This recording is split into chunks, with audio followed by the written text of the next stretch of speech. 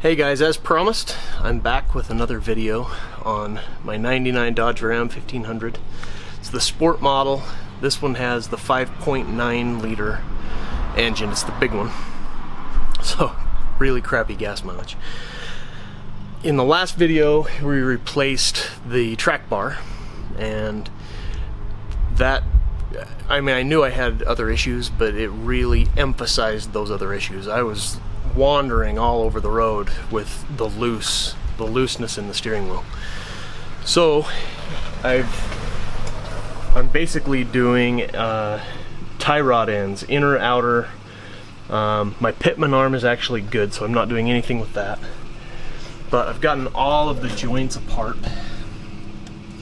Got the castle nuts off.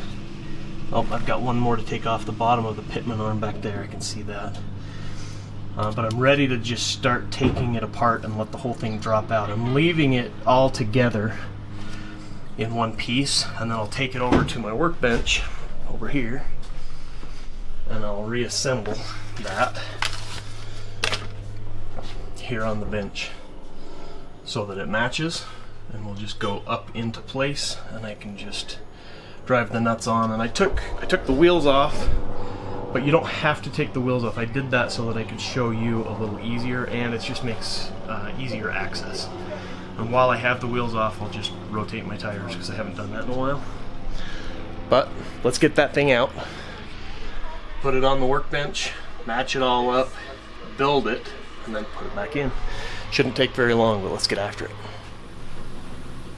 So that wasn't too terribly difficult. I started on the driver's side. I popped that one free. Then I popped the center one out that was connected to the pitman arm. That came out. Went over to the passenger side, popped that one out. And then I took off the steering dampener shock, whatever that thing's called. I don't know. I don't have a new one of those yet, but that one's so shot it hasn't been helping me anyway. But anyway, popped that out, and then the whole thing just dropped out. I did cheat and use an air chisel with a tuning fork attachment. You could get away with doing it manually with just a tuning fork and a hammer. I did still have to engage the hammer on some of them just to get them to pop free. But now that it's out, let's match up parts and build this with new parts and get it back in. Okay, so I got it all built back up like the one that I took off. It's easier to do this off the truck so that you can get things really close to where they were. So what I did is I lined up all of my parts. So that joint is lined up, everything is aligned just right. And then I go from this, I get it as close as I can. You know, this lined up with that, this lined up with that. And then when I put my ball joints on, I put them in about as far as they were on the old one. And then I just make sure that they're lined up as close as possible with that. I leave all my connectors loose so that when I'm under the truck, I can make my adjustments. And I'll show you how I do a driveway alignment. There's a couple different methods for doing that, but you know, and then all the way out to the very end. That's lined up as eyeball perfect as I can get it so that it's at least this close, right? And then you're gonna make some minor adjustments on the truck to fine tune the alignment and that sort of thing. It'll never be perfect right out of the gate. There's no way. There's just too many parts that have to move for that to happen. But it's a beautiful day. Garage door open. I'm actually sweating. It's beautiful. Let's get that back on the truck. Oh, one more thing. So I'm gonna eventually get me a steering stabilizer shock.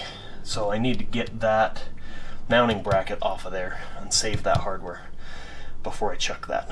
I have to remember to do that, or we'll be shopping for one of those. But anyway, let's get this on the truck, and I'll show you how to do a driveway alignment the DIY home and auto way. Time to crank up some tunes and get this thing installed. Let's do it.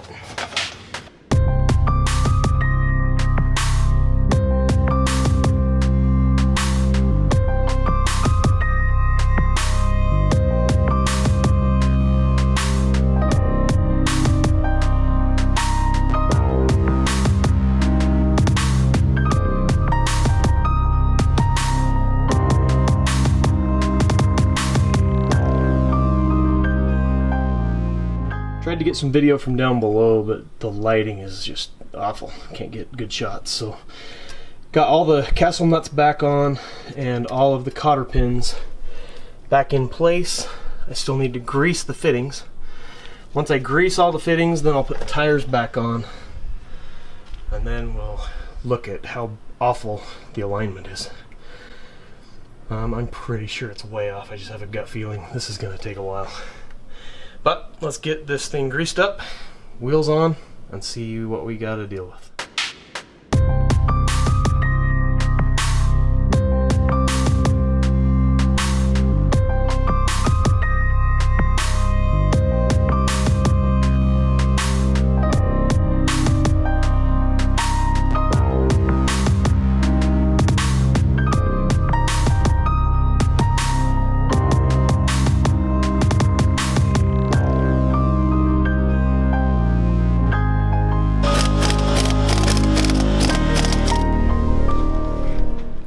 And now the moment of truth.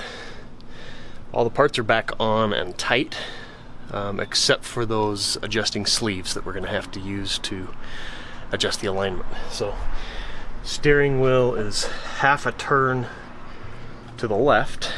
You can see that with the tire turned. I'm going to start the truck, turn it to straight, and then eyeball down the edges, and we'll see how close we are.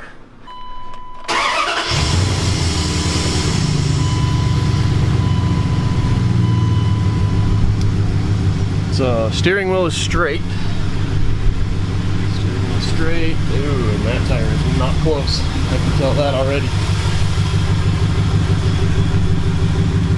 Yeah, so if you look down, it's easy with your eyeballs, but you can see that the wheel is turned hard to the passenger side. Now to the other side. Oh, the other side's really close, actually. Very, very close. That means we need to adjust this one just barely, and the driver's side quite a bit.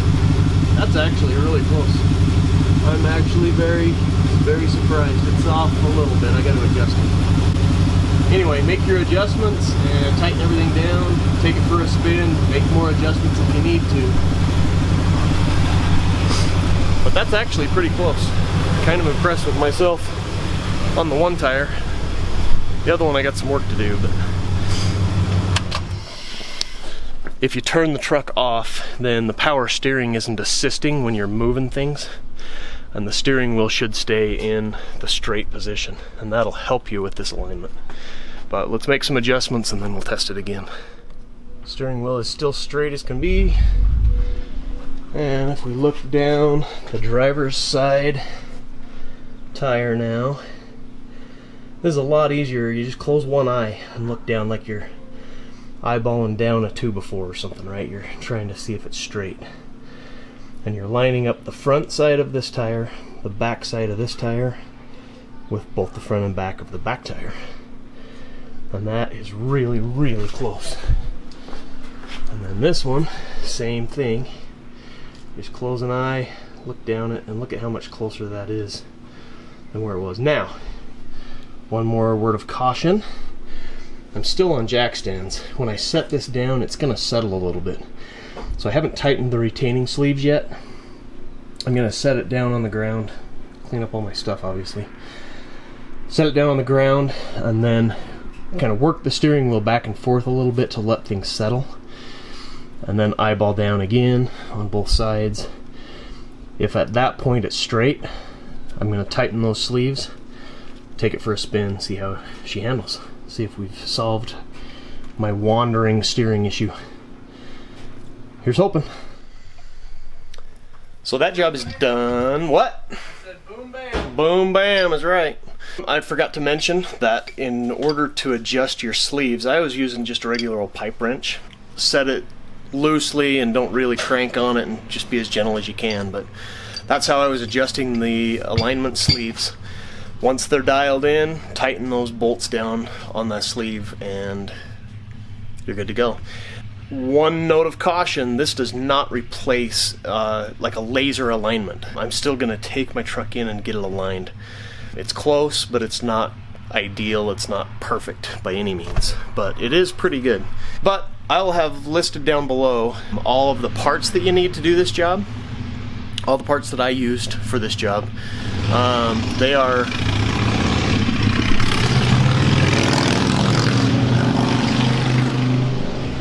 that was awesome.